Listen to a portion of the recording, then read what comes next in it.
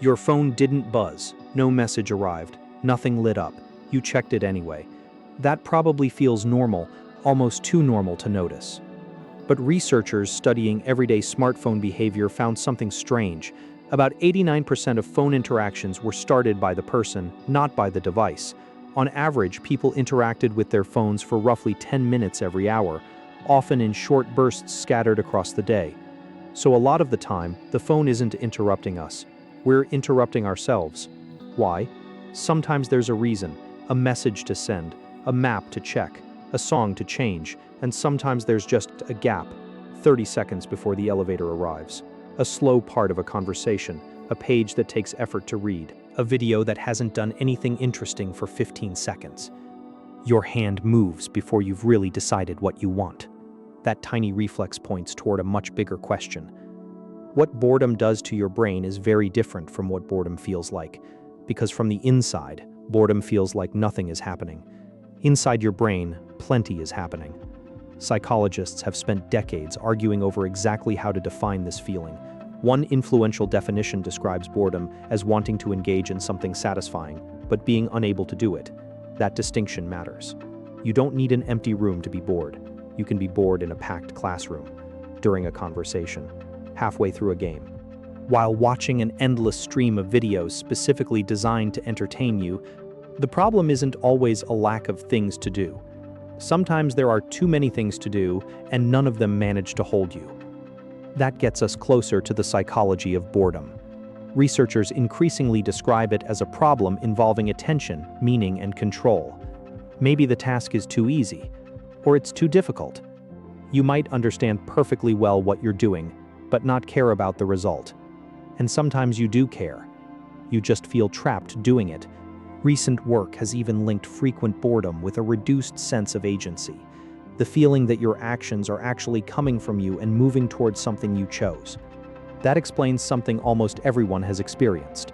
You can spend 40 minutes doing something difficult because you chose it, then struggle through 5 minutes of something easier because somebody else told you to do it. Same brain, same amount of time, completely different experience. So why do we get bored at all? A useless emotion should have been a pretty bad deal for an animal trying to survive. Fear gets you away from danger. Hunger makes you look for food. Thirst makes water suddenly very important. Boredom seems less urgent. No tiger, no empty stomach. Just an unpleasant feeling telling you that whatever is happening right now isn't enough. That may be exactly why it exists. Some researchers see boredom as a signal that pushes us away from situations that no longer feel worth our time, attention, or effort. It doesn't necessarily know what the better option is. It just makes staying put feel worse. A 2024 review compared boredom and curiosity in a useful way. Boredom pushes us away from low-information situations. Curiosity pulls us toward a particular piece of information we want. One says, not this. The other says, that. For an animal moving through a changing environment, that kind of restlessness could be useful. A place that stopped offering food, information, social contact, or useful activity shouldn't hold attention forever. The difficulty is that this system did not evolve inside an app store. For most of human existence, abandoning one activity meant finding another activity in the physical world. Walk somewhere, talk to someone, inspect something, make something, rest, look around. Today, the alternative is already in your pocket, and that changes the calculation. There's a clever experiment that shows why. Researchers put some participants in a mostly empty environment and asked them to occupy themselves with their thoughts. Others were surrounded by possible activities, things they could see but were not allowed to use. The people surrounded by unavailable options became more bored. Nothing had actually been taken away from them. They simply knew there were alternatives sitting nearby. Psychologists describe part of this using opportunity cost. Every choice means not choosing something else. Normally, that calculation is manageable. Read this book instead of that one. Talk to this person instead of walking outside. Finish this task instead of making food. Now put a smartphone beside the task. Suddenly, the comparison changes. The chapter you're reading isn't competing with one alternative. It's competing with every friend you could message, every song you could play, every game you could open, every headline you could check, and more videos than you could watch in several lifetimes. Nothing has to interrupt you. The alternatives only need to exist. That may be one reason a perfectly acceptable activity can begin to feel strangely dull the moment your phone is within reach. Researchers studying boredom in the digital age argue that smartphones can raise these perceived opportunity costs by constantly making more attractive alternatives available. And we usually respond in the most obvious way. Switch. A video slows down. Switch. A post takes too long to understand. Switch. The next thing doesn't land immediately. Switch again. At this point, you're not really watching videos anymore. You're interviewing them. How many times have you done that without even noticing? It feels logical. More choice should mean less boredom, and when every alternative is only a tap away, switching starts to feel like the obvious solution. In 2024, Katie Tam and Michael Inslicht tested exactly that idea across 7 experiments involving 1,223 participants. People expected switching videos or skipping through them to make the experience less boring. Instead, switching often increased boredom. It also reduced attention, satisfaction, and the sense that what people were watching had meaning. Even when participants were allowed to choose videos they were genuinely interested in, more switching could still make the experience worse. That gives us a very modern loop. Something fails to hold you. You leave before it has a chance to become interesting. The next thing gets even less time. Eventually, everything is being judged by the first few seconds. The cure keeps shortening the amount of time you're willing to give the cure. There's an odd everyday version of this. Imagine watching a movie on a plane with no internet. A slow scene comes on. You probably keep watching. Now imagine the exact same movie at home, with your phone beside you. The scene hasn't changed, your brain's menu has. And suddenly, that slow minute has to justify why it deserves your attention more than everything else on Earth.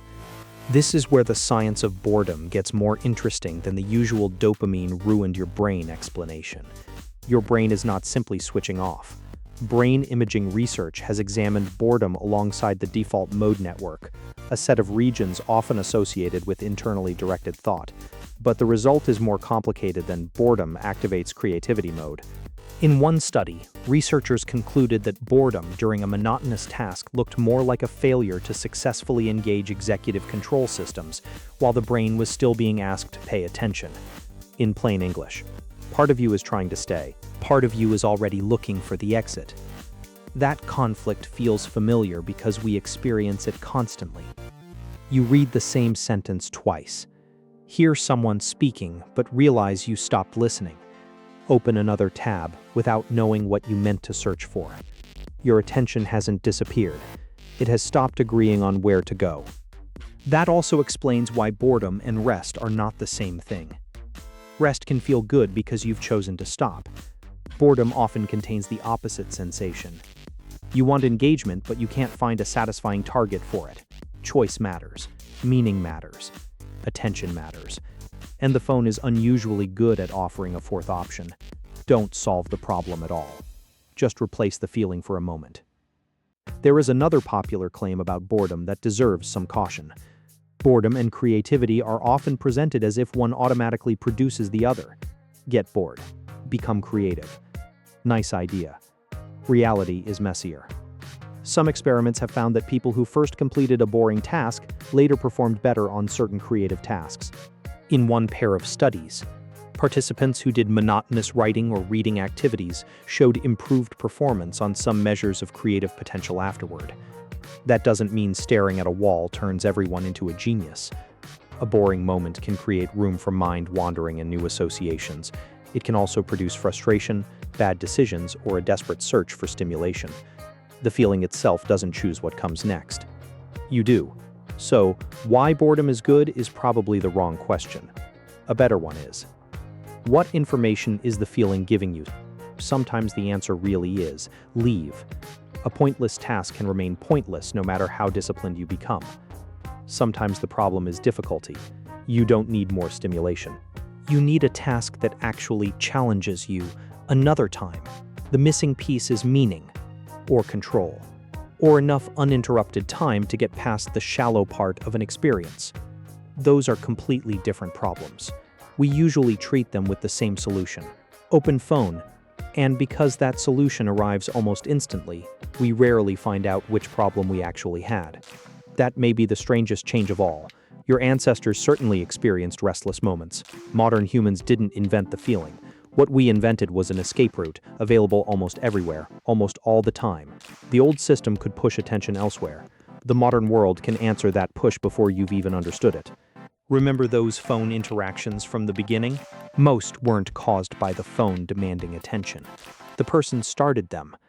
Maybe the important question isn't why our devices keep distracting us. Maybe it's why we keep asking them to.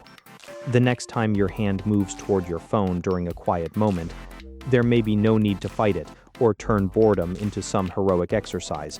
Just catch the moment early enough to notice what happened. Was the thing in front of you meaningless? Too easy? Too difficult? Not your choice?